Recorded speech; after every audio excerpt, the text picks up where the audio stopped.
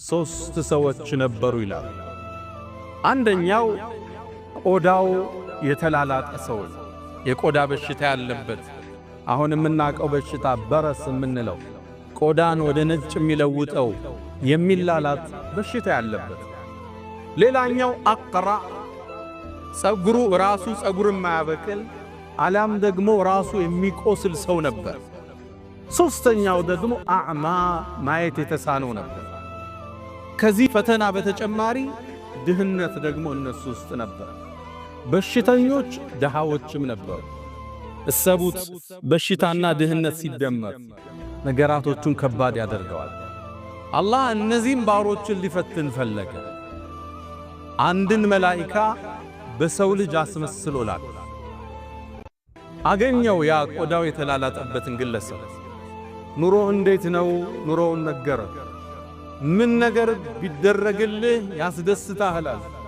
እኔማ አላህ ቆዳዬን ቢያድነኝ ሰዎቹ ሊያዩኝ ተጸየፉ፣ በዚህ ላይ ድህነቴ ብሶቱን ነገር።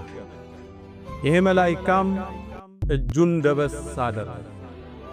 ሰውነቱን ሲዳብሰው ያ የቆዳ በሽታ ሙሉ ለሙሉ ለቀቀው። የሚያምር ገጽታን ተላበሰ። ከዛም በዚህ አልበቃም፣ ፈተናው ሊከተለው።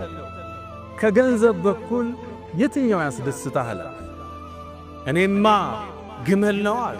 ግመል ይወዳል፣ ግመል ማርባት በእነሱ ዘመን ደግሞ ትልቅ የሀብት መገለጫ ነው።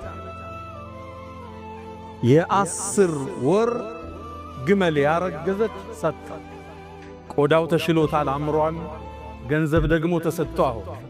ከዛም ያ መላኢካ ዱዓ አረገለት፣ ባረከላሁ ፊ ማሊክ፣ ገንዘብህን አላህ ይባርክልህ።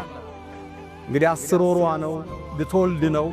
በእነሱ ዘመን በአረቦቹም ዘመን እንኳን ግመል 10 ወር ሲደርሳት ልጅ የምትሰጥበት ወተት የምትሰጥበት ወቅት ስለሆነ እንደ ትልቅ የሀብት መገለጫ ነው የምትታይ።